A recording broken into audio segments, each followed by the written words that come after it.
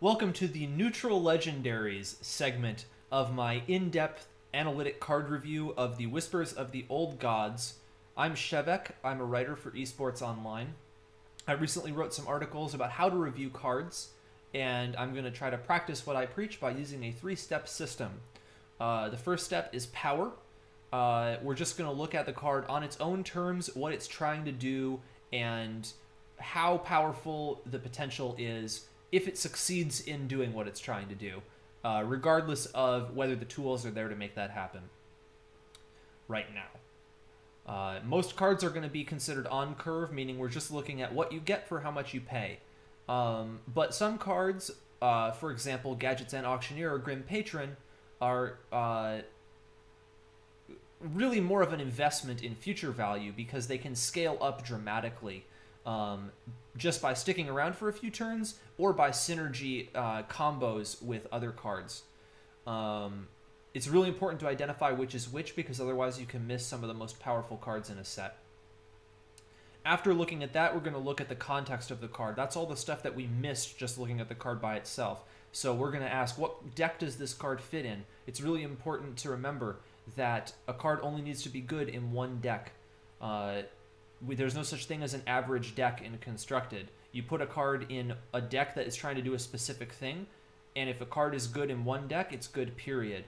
We're going to look also at, are the tools there to make that strategy work in the current card pool? How is it going to stack up against other strategies and other cards? Finally, we're going to look at the design of the card from an aesthetic perspective. Who is the card designed for, and why do they appreciate it? I'm going to use the Magic the Gathering player archetypes. You may be familiar with them already, but just briefly, Timmy is the player who plays for fun. He likes big cards with big effects and cares how it feels to win or lose more than whether he wins or loses. Johnny is the intellectual gamer.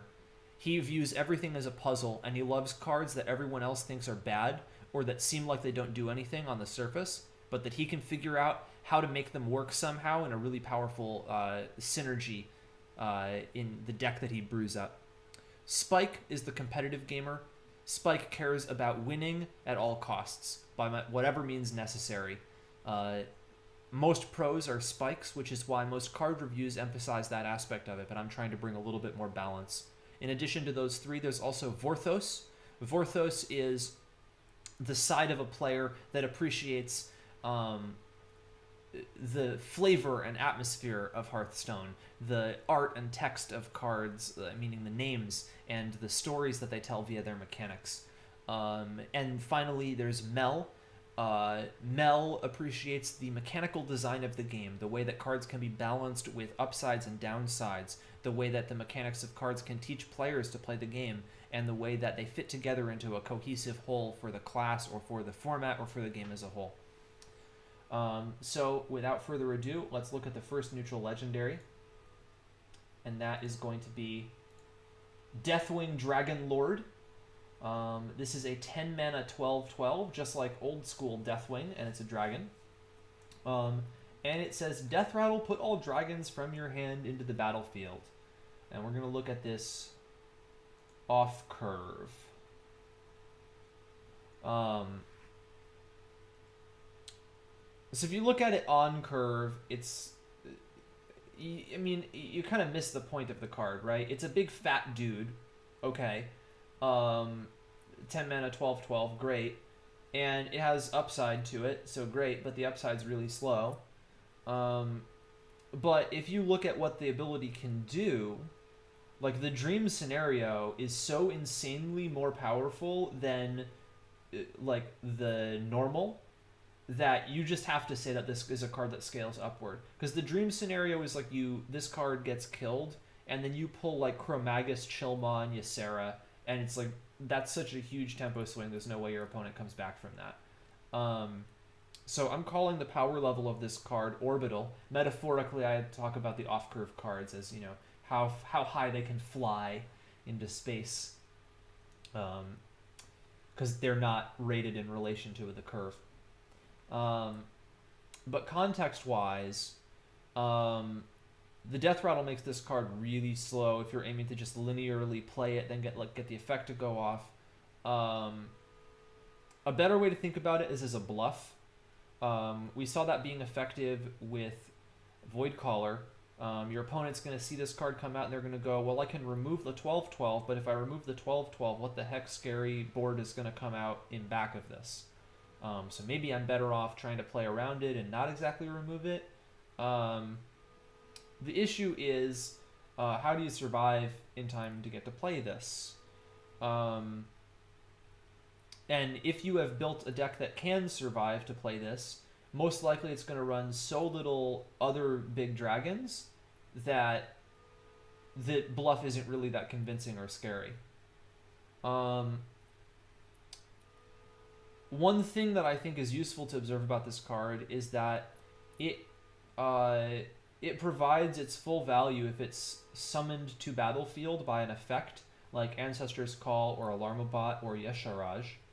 I'm not sure if that's actually going to be a good thing to do, but since Yash Raj was printed in this set, we now have some more of those mechanics. It seems like Blizzard wouldn't have printed an old god with a put into battlefield mechanic if they didn't want that to be something people are trying. And there actually aren't that many great cards in the game that synergize with put into battlefield, and this is one of them. So maybe there's like a put into battlefield dragons deck or something. Whenever I look at a card that seems incredibly slow but incredibly high value, my first thought as a card game player is, how can I cheat and get this card out early? And one of the fun things about deck building is being able to find ways to cheat and get cards out early. I don't know that exists in the standard format right now. Ancestor's Call is a pretty good way to do it in Wild. But also keep an eye out as future card sets are released for cards that would enable you to cheat a big minion like this onto the battlefield.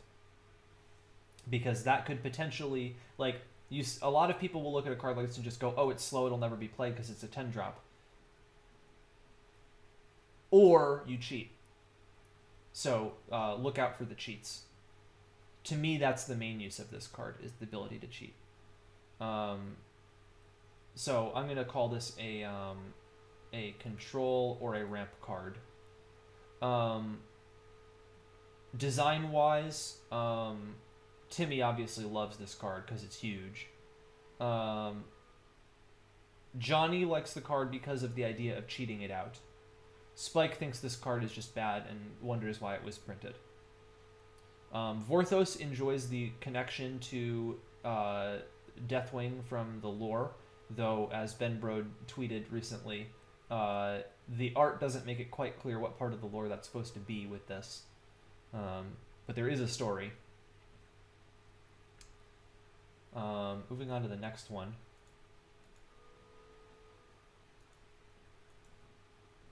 I do apologize if I get a little bit tired.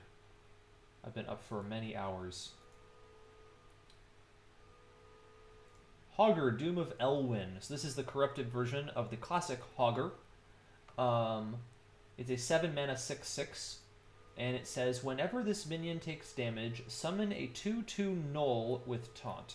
So the Nulls are the same thing that ordinary Hogger summons, but the way it summons them is different. This is also going to be off-curve. So, at first glance, this is really similar to Trogzor. Trogzor is, of course, a 7-mana 6/6, but it goes beyond that, because when you look at the card by itself with Trogzor or with Hogger, what you see is a card that is slightly too big of a body to be ignored, and when your opponent does something to get rid of it, in the case of Trogzor, casts a spell, in the case of Hogger, attacks it with something,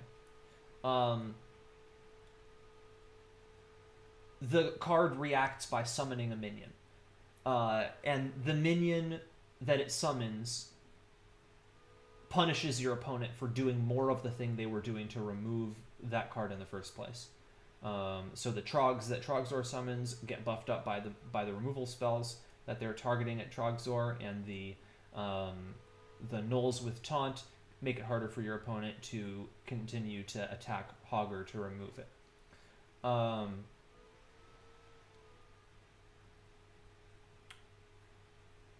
The problem is they can ignore it and not trigger it at all. That turned out to be why Trogzor is so bad, because they just do ignore it. And they wait to use all their spells, and then they go face, and they kill you. Because the Trogs don't prevent them from killing you with spells.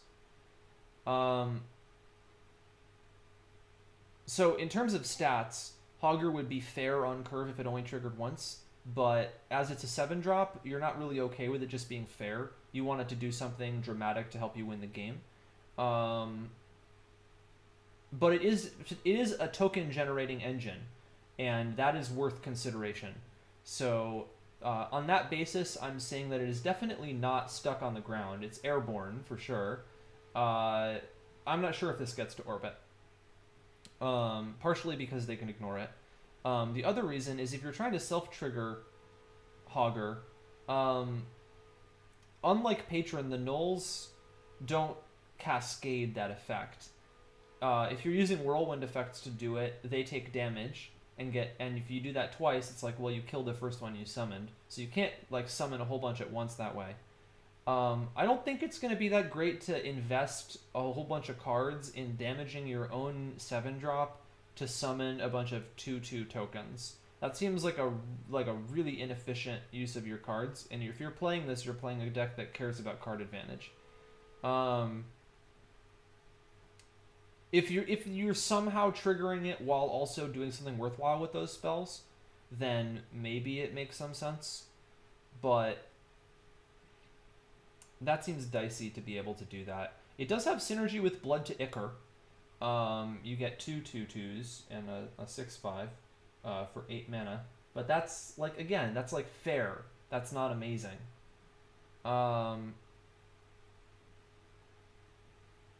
So I don't think this card is that strong if you look at actually how it works. But I could be wrong. I could be underestimating this card.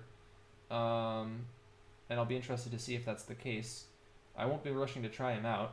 One other thing to note is this is another card that quote-unquote does something when it's put into battlefield by Yash Raj.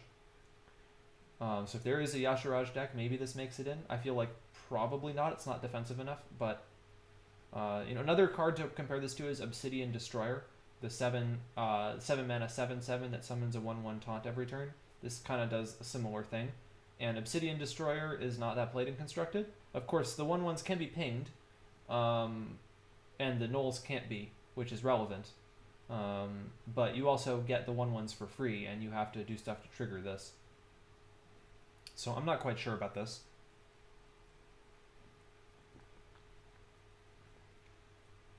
But in terms of what it would fit in, it would probably be a control deck, or a combo deck, or a ramp deck.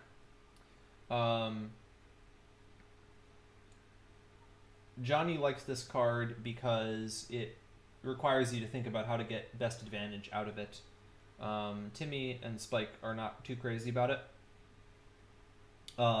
Mel really likes the design of this card because it's similar to a card that the community got really wrong last time, and everyone's going to look at this and go, well, it's like that other card, so it must be bad. Wait, what if we're wrong again? What if it's actually good? It's like the double, like mind warp. And it's a relative... I mean, it's a fairly complicated design, actually. But Mel likes it because it's going to confuse really good players, and they're not going to know how to evaluate it initially. And Vorthos likes the Corrupted Minions theme. I'm just going to say that now. It's going to be true of all the Corrupted Minions that Vorthos likes them, because it's cool flavor.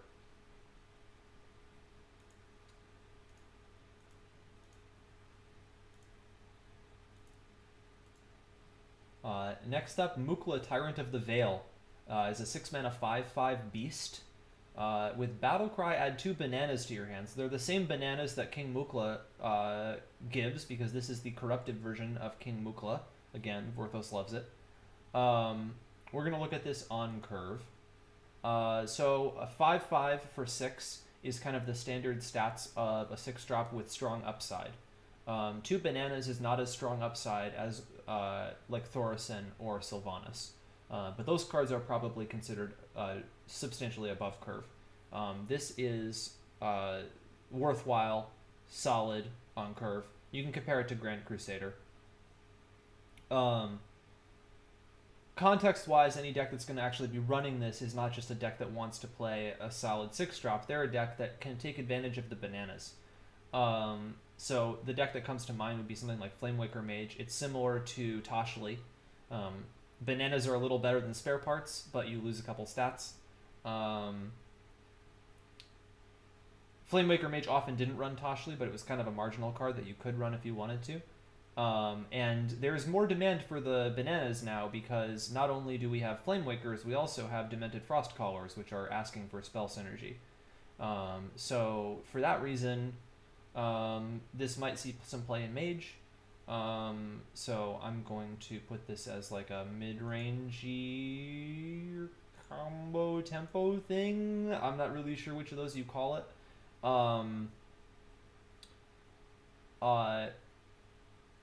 The other deck that might look for this would be Beast Druid. If there's a Druid deck that cares about beasts, they might want a strong 6-drop. This is a reasonable 6-drop that has beasts, that has the Beast Tribal. You're not going to see it run in Hunter for that reason because they already have High Mains, and High Main is just better. But I wouldn't be surprised to see this pop up a little bit in certain decks that can use it to good advantage. Johnny likes it because it enables things that he likes to do. Spike and Timmy aren't super excited about it. As usual, Vorthos likes the flavor.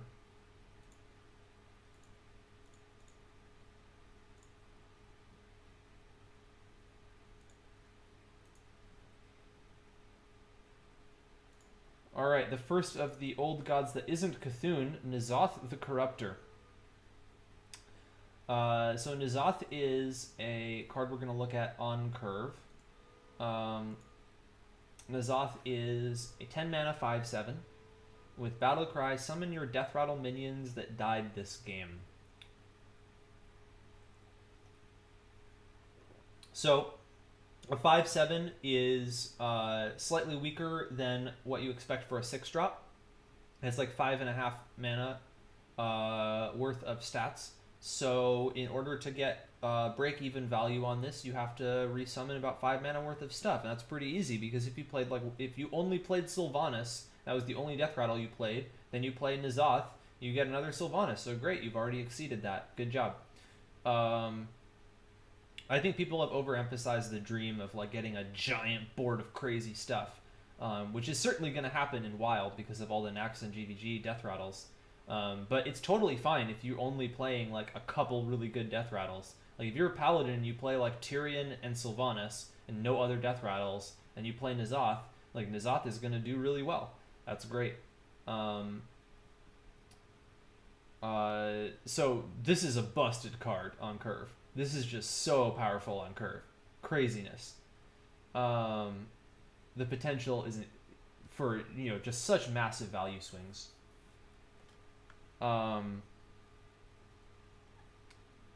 We're going to see a lot of N'Zoth in Wild because there's so many powerful Death Rattles. Like the whole Nax GVG curve is Death Rattles pretty much. So you just run N'Zoth and you're like, great, I get my Shredders and my Belchers and all of that stuff back. In Standard, it's going to be a little bit more cleverness requiring to build the good N'Zoth decks. I think it'll see some play in Priest probably. Maybe some Paladins, maybe some Control Warriors. There's probably another class that I'm missing that might be playing it. Hunter, I guess there's a possibility for a N'Zoth deck with some of the Death Rattles, because that's kind of a theme of Hunter.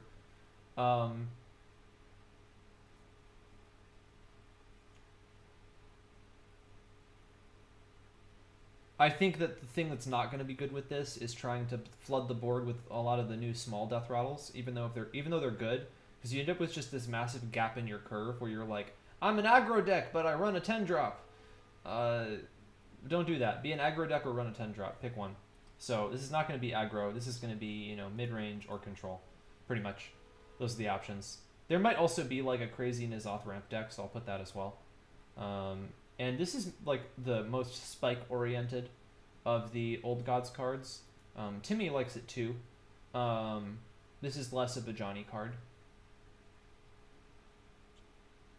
Also, StarCraft fans will like it because the art looks like the Overmind. So like my personal fantasy is that N'Zoth is actually a universe cross between StarCraft and Warcraft, and the Overmind is actually one of the Old Gods.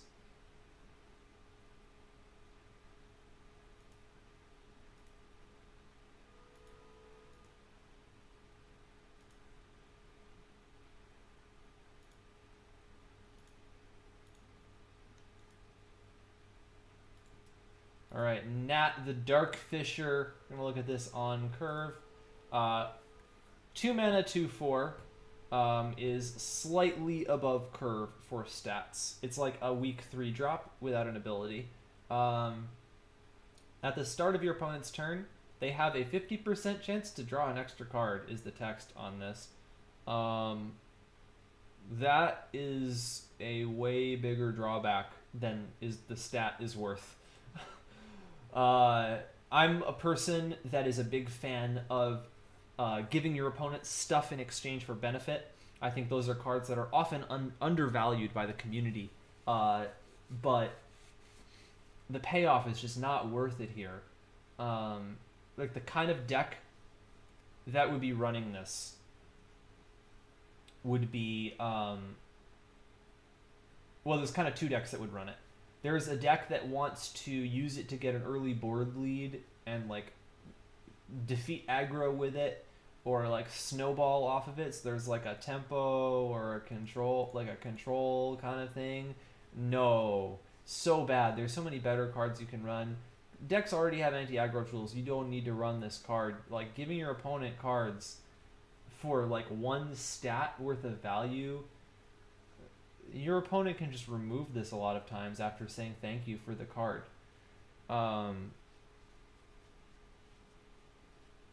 The only kind of deck that might consider this would be the mill decks, but I think that it's not even worth it in those because it's really deck slot inefficient. Because your opponent only might draw a card, and you'd rather just run like Brand Bronzebeard and Cold Light Oracle. It's like that's enough mill for any deck. You can have the rest of your deck be devoted to the rest of your game plan, which is not milling them for cards. So this card is not good at all. That said, Vorthos loves it because the flavor is hilarious. Corrupted Nat Pagel, especially because Pat Nagel's a real dude who works on Hearthstone, so it's like a real guy who has a card named after him, and a character in Warcraft has now been corrupted into a really bad card, and it's like the Dark Fisher. I just think it's hilarious. Timmy will enjoy this as part of like a casual give your opponent stuff fun deck that's not designed to win.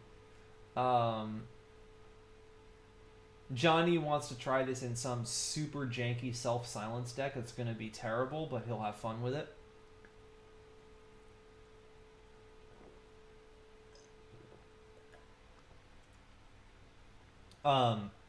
I will say the reason I think this card exists is totally valid. Anyone who wonders why they printed it, this is probably why. It's because there are effects in Hearthstone that summon a random legendary. And there's actually kind of a lot of them now, because we have Elise, and we have Sneeds, and we have Paletris. And they're getting played to a degree, especially Elise. So it's really important that they stay balanced. And Nat the Dark Fisher makes sure that that doesn't get too out of whack by providing a weaker option for what legendaries you can get. But, I mean, this is not a card you even probably want in your collection. This card, though. This card is a little more interesting. Shifter Xeris. This was the card revealed by the Reddit mods for our Hearthstone. We're going to call this off curve. In a weird way, though, because it's not a value accumulating engine once you play it. It's a value accumulating engine before you play it, after you draw it. Um, and it's hard to evaluate because we've never had anything even remotely like this in the game. Um, I'll point people. The immediate comparison people made when they saw this was, "Oh, it's like Unstable Portal." It's actually nothing like Unstable Portal. It's completely and utterly not like Unstable Portal, because Unstable Portal gives you a mana discount, and you have to spend mana on it, and then it gives you 1 free mana on what you get as spell synergy, and you don't get to choose the randomness at all. You have no input on it. You just get what you get, and that's the end of it. So it's like a tempo advantage that buffs your spell synergy, and then it's like the outcome is completely undecided by you. This is none of those properties because the outcome is of each individual turn is random, but you get to decide when it's good enough. You don't have to play any of them. You can just keep holding it and wait for something better. And it gets no mana discount. That's a huge deal that it gets no mana discount. You're not like gaining tempo by playing this card. It's just going to be whatever you get at the exact value that that minion would normally be if it were in your deck. So this is like an awful tempo card. I don't really know how to evaluate the power level of this. I'm gonna say it's like in low orbit. I actually don't think it's that powerful. It's a really cool and crazy effect, but I don't think the power level is that high.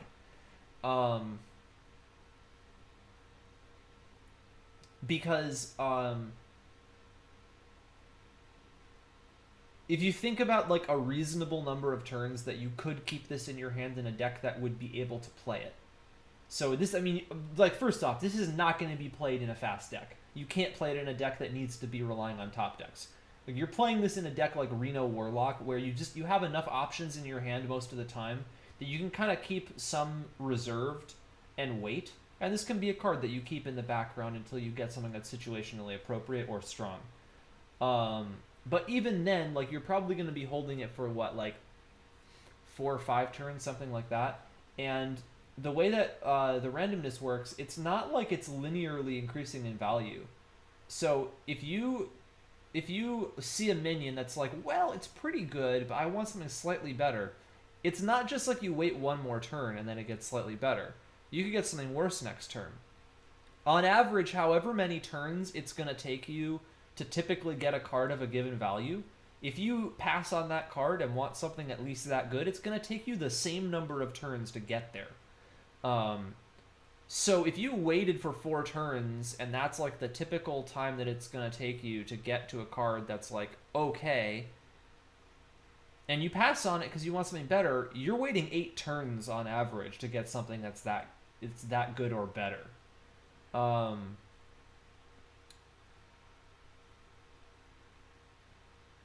So when you're playing this card, you want to go into it with a mindset of, here's the cutoff of how good I need it to be.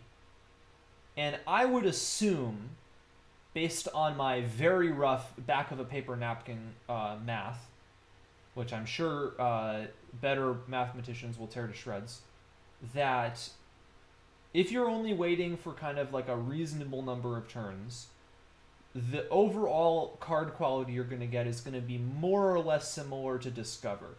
So if you want to think about the kind of minion quality you're getting off of Shifter Xeris, I suspect that it's going to be kind of similar to discovering a minion, but it just is happening over multiple turns.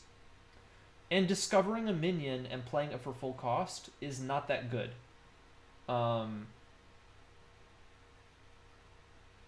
Sometimes you're going to get a minion that just, wins the game. Sometimes you're never going to get something good. Like, those are things that are going to happen. But what matters is the average. And on average, I feel like it's kind of like discovering a minion over time.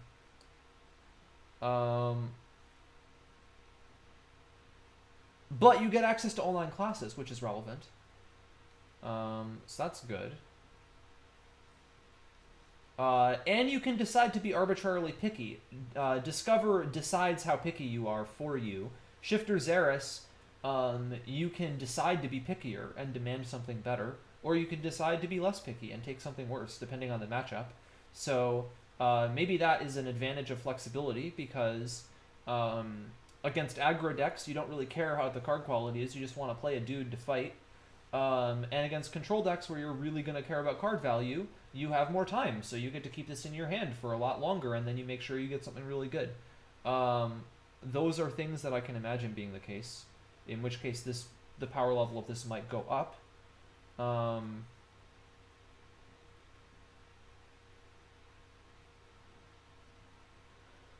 So another thing is I think the decks that are going to run this are decks that can take advantage of adaptability and versatility. So like I already said, Reno Warlock is one of those. Any kind of Reno control deck would probably consider running Shifter Xeris. But Warlock particular has a large hand size, which makes the staying in your hand less of a big deal. Another kind of deck that I can imagine using this would be something like a duplicate Echo of Medivh or Blood Warriors deck. And the reason is you can aim to be duplicating the situational thing that you get off Shifter Xeris in that game and kind of do something different every time that way. I don't know how good that actually is, but presumably it's only one card. You're putting other cards in your deck that give you a variety of answers, and maybe you just use the duplicate effect on that. But every so often you're going to have a game where you're like, no, I really want to copy what I got off Shifter Xeris. That seems like it could be potentially a direction that you go. This is not a card that's going to just be run widespread, because a lot of strategies are tighter and want to advance a specific plan and stick to that. And this is not going to be in those deck lists. There's not a particular incentive to play Shifter Xeris because it doesn't do anything that's really overpowered. It doesn't give you extra mana. It doesn't, make sure that you can always pick something really good. It's kind of like fairly balanced the way it is. But it's also, interesting and gives you something that certain decks might want. I think people will certainly try it. It's mainly going to be a control card. I don't think anything's faster than control would ever want this, and anything tighter than control would not want this either. So it's really just a control card. Johnny likes the mechanic because it's really cool, and Timmy likes it because it can lead to crazy fun situations. Mel thinks it's a really cool, innovative design. There may be some Vorthos flavor here with the lore that I don't know of. I don't know who Shifter Xeris is, or if it's a made-up character, or if it's in WoW already, or what. Spike doesn't really like this card that much because it's not that strong, but Spike appreciates that Shifter Xeris filters the randomness through the player's decision-making, meaning it's not necessarily increasing the skill cap of the game, but it is maintaining the skilledness of the game in a way that also admits some random variation and fun. So Spike likes that because he doesn't like games being decided by randomness. Shifter Xeris is definitely going to take discipline to use correctly. Sogoth the Slitherer. We're going to look at this on curve. So on curve, a 5/9 taunt is more or less a strong 7-drop if it has no other text. You can compare that to Ancient of War, which is a 5/10 taunt. You can also compare the stats to Captured Jormungandr. So the question is hexproof, can't be targeted by spells or hero powers, worth 2 mana? And I think it is, because it's combined with taunt here. We've seen one other card, which was Arcane Nullifier X21, and that had the combination of taunt and hexproof, and it was 1 mana overcosted for its stat line with taunt. It was 2/5 for 4, whereas a 2/5 should be a 3-drop. But the problem with that card is that 2 attack on a 4-drop trades really, really poorly. Sogoth the Slitherer doesn't have that problem. 5/9 actually is a really, really good stat distribution and trades into the majority of minions in the game efficiently. So having an ability that forces them to trade into it seems like it's pretty high value. Um, Also, a lot of times when you play Ancient of Lore anyway, you're just floating mana because you're not necessarily playing it right on curve at 7. So making it 9 rather than 8 isn't necessarily a huge deal. Yeah, you can't hero power, but like hero powers aren't that valuable. So I think that this card is solid and fairly costed for what it does. Now, does any deck want to run it? Well, you're running a 9-drop. That's a big ask for a deck. A lot of decks don't want a 9-drop at all. Sogoth has some useful niches, though. The most obvious one is Ramp Druid. And Sogoth is great in Ramp Druid in Wild because it has synergy with Kel'Thuzad. Unlike Ancient of Lore, this is the annoying thing about Ancient of Lore, is you resummon it and it's just a 5/5 without Taunt. But Sogoth stays a 5/9 with Taunt and Hexproof. It also has that if you get it off Yash Raj. So those are valuable things in the really greedy Druid ramp. Also, there's a bunch of good big taunts now, because there's Dark Arakoa, and there is Bog Creeper, which is the neutral common big taunt. And if you just put all those in a deck with in Druid, you can make like a pretty solid Wall of China ramp, like the new version of Wall of China. This probably goes in that. I'm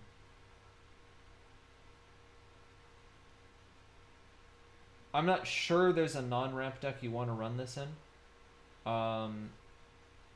The other ramp deck that's relevant, in my opinion, would be the Ancestral Call Shaman in Wild, where you run Yash Raj and you run Sogoth the Slitherer and you run like Ancestral Spirit, so you can keep them from dying after you summon them for really cheap, and then you get just like these really big minions into the game unfairly. I think that deck's going to be pretty fun. I don't know if it's going to be good. I'm certainly going to play it, though.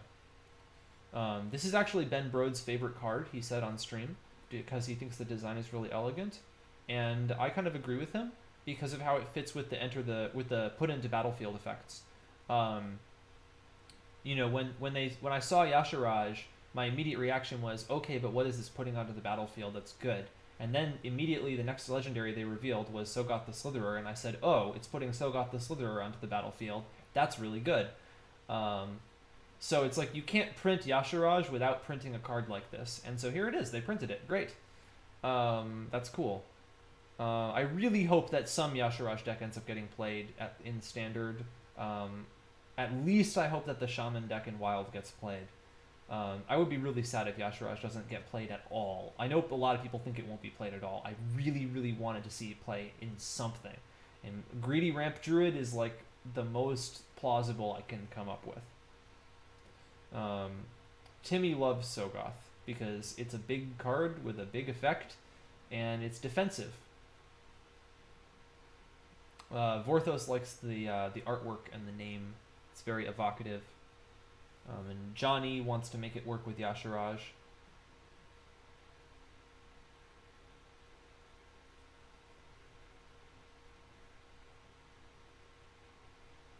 Alright. Next card. The Boogie Monster. Alright. Time to boogie. Off curve.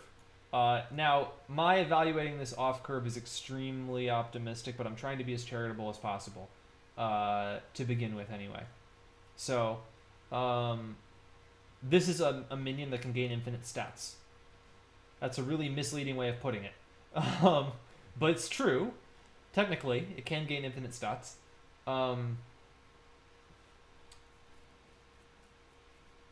In the best case, you figure out some way that this gets to eat multiple enemy minions. You buff it with Wind Fury or Divine Shield or Stealth or something. Attack with it every turn. Maybe attack with it multiple times a turn somehow.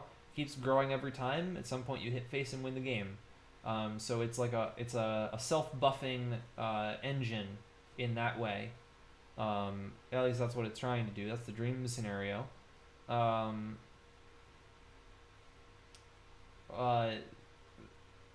The problem is that it only happens turn by turn because you can only attack once per turn. unless you really like try to give it Wind Fury. And even then it's pretty slow. So I'm calling the power level of this as like barely airborne. It's like it's like a heavily laden plane that can kind of like skid off the ground and then like comes back down. There is a very tiny, slim chance that this reaches orbit thanks to some future synergy. It's always possible. The thing is, chances are this behaves just like a Boulder Fist Ogre. Being optimistic, Boulder Fist Ogre has difficult stats to deal with, tends to not get removed immediately.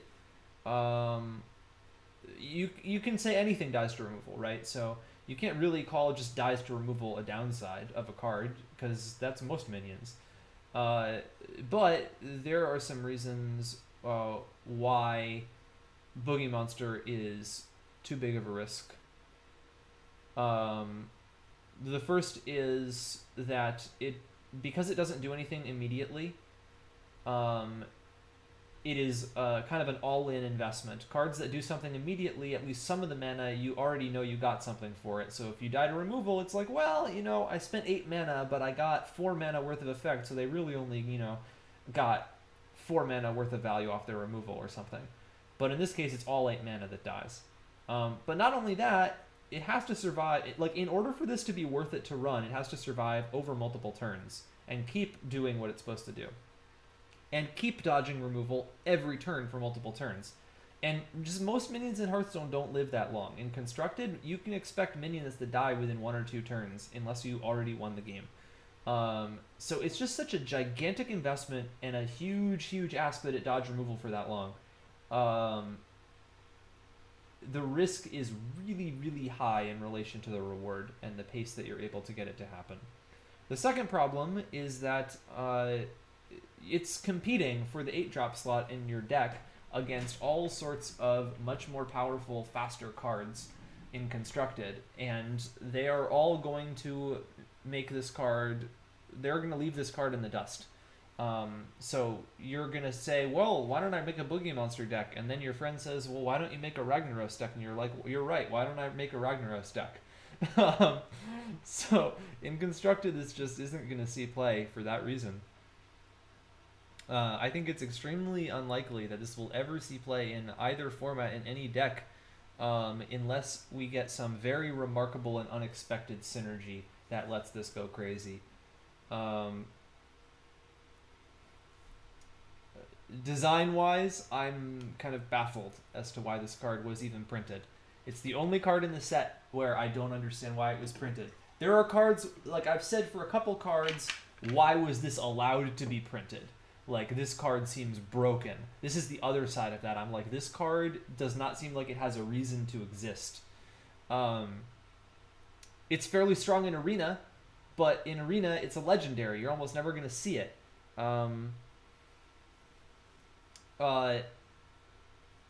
It's not just non-competitive. It's non-competitive in a way that's going to make it almost impossible to get it to work even in a casual deck.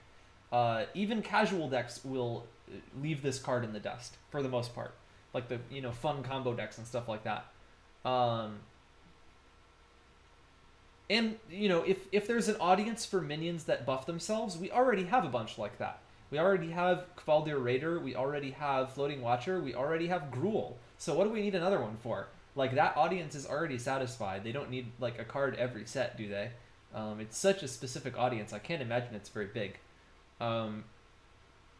Like, you might look at this card and go, oh, well, it's a Timmy card. But, like, so is Deathwing Dragonlord. So is Yash Raj. Those cards still have reasons to exist. So, like Timmy isn't even probably that excited about this card. He'd much rather have Yash Raj or Deathwing Dragonlord than the Boogie Monster. Like, the flavor is kind of fun for Vorthos, but I just genuinely don't understand who this card is for. It seems like it's for no one and does nothing. It doesn't even really reduce the value of the random legendary pool that much, because in a situation where you're just playing random legendaries, it's like, fine. I genuinely am baffled. If anyone watching this has an idea of why this card exists, please tweet at me. and let me know why you think it exists, because I don't understand. Or if anyone from Blizzard is watching this and thinks they can figure out what or knows why this card was decided to be printed, I would love to find out. There was a theory on Reddit that this card was nerfed to the ground right before they announced it because it was too powerful before, and they didn't have time to balance it. But the thing is, this was a fairly early card reveal. They could have just not revealed this one early and revealed it later and taken more time to balance it and make it more interesting. Or just cut it from the card set altogether. Like, what's the difference of one card? 133, 134 cards. It's basically a 133 card set anyway, because the Boogie Monster might as well not exist. I don't get it. I don't get it.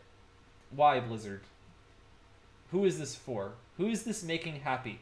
If there's a group of people this is making happy, like great, I'm all for it. I'm totally for printing cards for all kinds of players, but I just don't see why this card needs to exist. Okay, my rant about Boogie Monster is over. Let's talk about Yash Raj, a card that I like much, much better.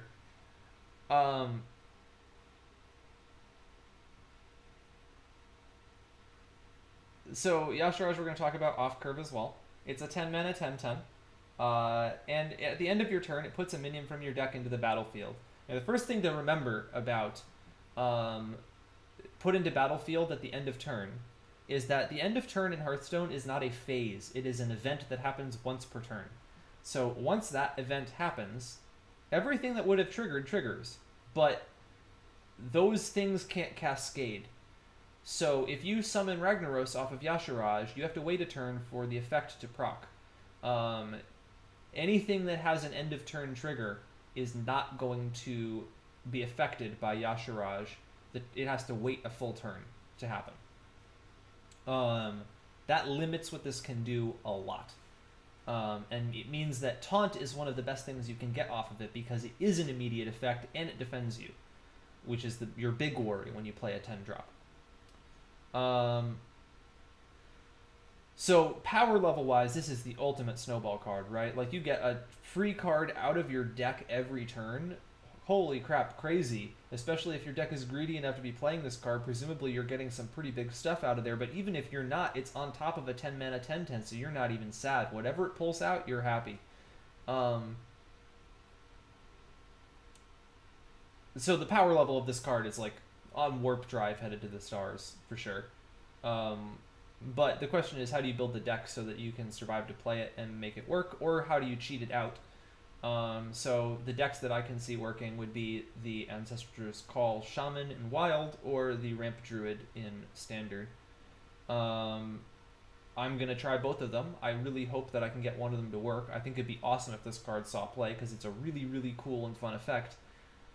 It's also so powerful that it might be that Blizzard intentionally made it really hard to make it work.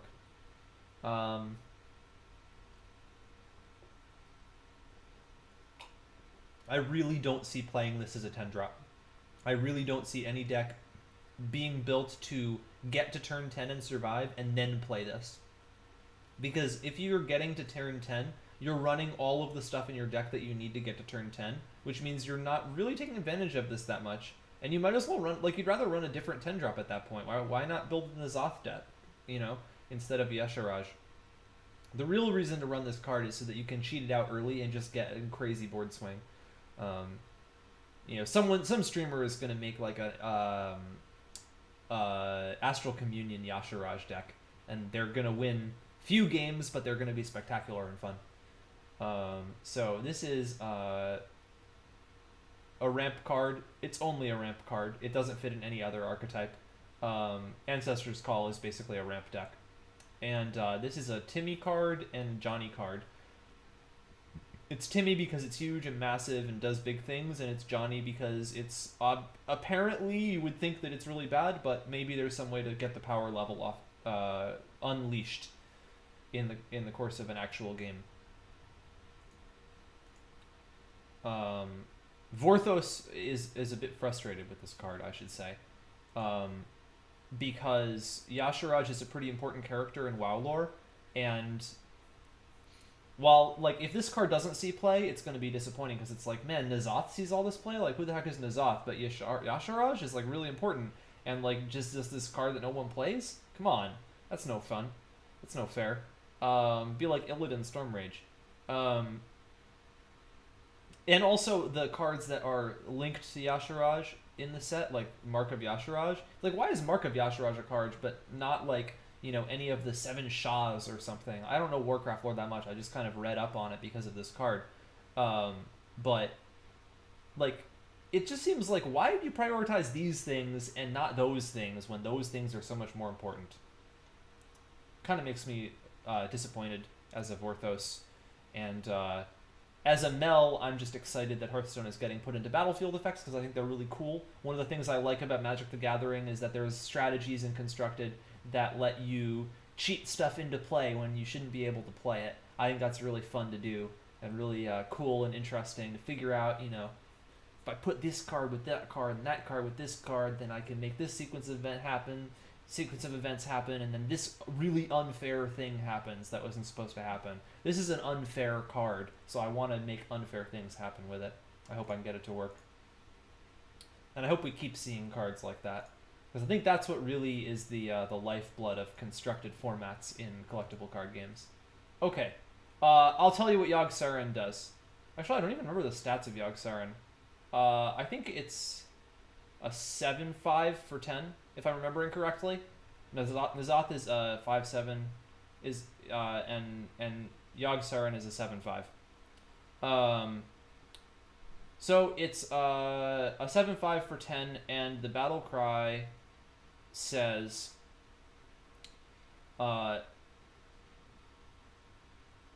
cast a random spell for every spell that you've cast this game. Targets are selected randomly. So it's the same thing as Servant of Yoggsaron, but instead of one spell, you get a spell of unlimited possible mana for every spell you cast this game. Off curve, obviously.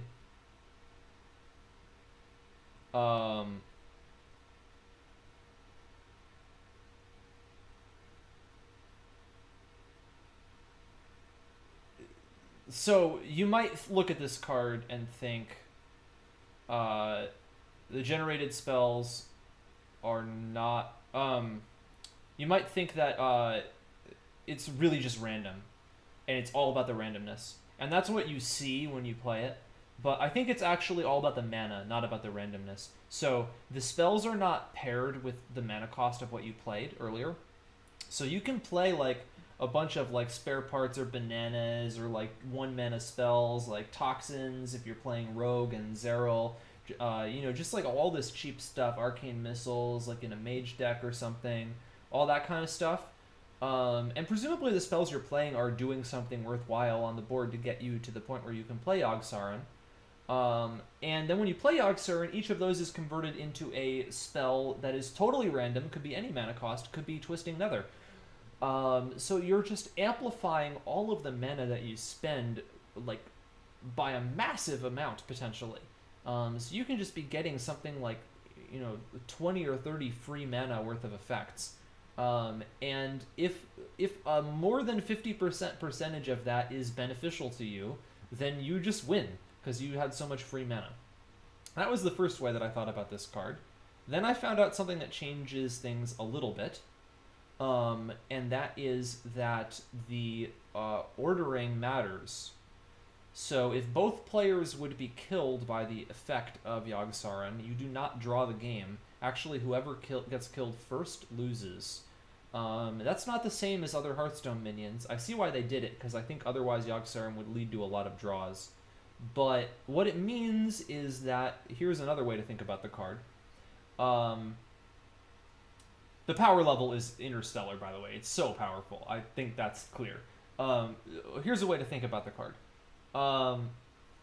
The more spells you play before you cast Yoggsaron, the more it approaches a 50-50 coin flip of who loses the game, or who wins the game. Below that, there is a sort of sweet spot where you've played enough spells that you're getting the significant extra value off of Yoggsaron by playing it. That's going to swing the game. But it's few enough that you're not to that point where it's really just a coin flip. And the question is, what does the card do in that sweet spot? And the statistics are ridiculously, insanely complicated. And I know people who are working on it, and we don't know the answer yet.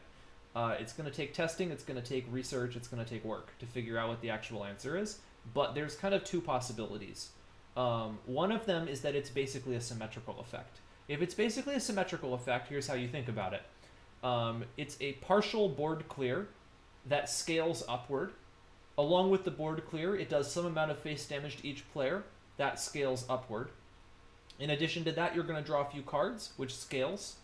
And there is some chance that you're going to leave your board with a few minions on it. That chance is probably reasonably low. So if it's really just symmetrical like that, you can take advantage of that as part of a strategy, because you just make sure that when you play Yoggsaron, you're in a position that the symmetrical effect is more likely to cause you to win the game than to lose the game, and then it's good for you. That's great. Symmetrical effects can be used really effectively like that, and this just happens to be a really big one. One way to take advantage of that would be to play as a warrior and run lots of removal spells, and then you play Yoggsaron when you have 50 health and your opponent has 15 health, and then your opponent's more likely to die than you are, because the sweet spot is higher for you than it is for them in terms of the amount of damage. Another possibility, though, is that Yoggsaron actually has a board swinging effect, and you can use it when you're behind on the board to swing the board in your favor somehow. And if that's true, it gets a lot more versatile because it's not just a symmetrical effect. You can use it as part of a more tempo-based strategy. I have been assuming it's more in the symmetrical side of things. It's a little bit easier for me to think about. If you're going to try to use it in the board control way, you really need to know the statistics. You need to know how good it actually is in order to make a decision of how many spells to play before you play it and when to time it, how far behind on the board you want to be, all those kinds of things. That's something that we'll learn.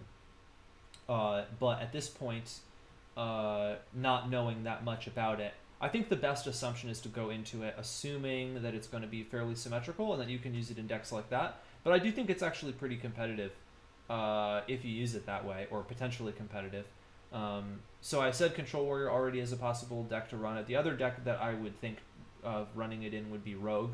You can make like a Yoggsaron Miracle Rogue.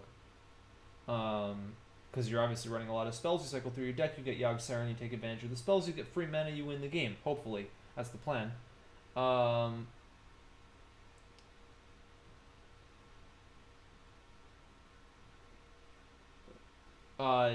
People will also try it in other classes. People will probably try it like in Mage. Ice Block doesn't really help you with it, unfortunately. There might be some crazy thing where you like play Warlock in Wild with Mal'Ganis, and like you play Mal'Ganis and you play Yoggsaron the next turn or something. Hope they don't kill Mal'Ganis. But like if you get Mal'Ganis to stick, you win the game anyways. That seems sort of silly. Interesting card. Timmy's gonna love it.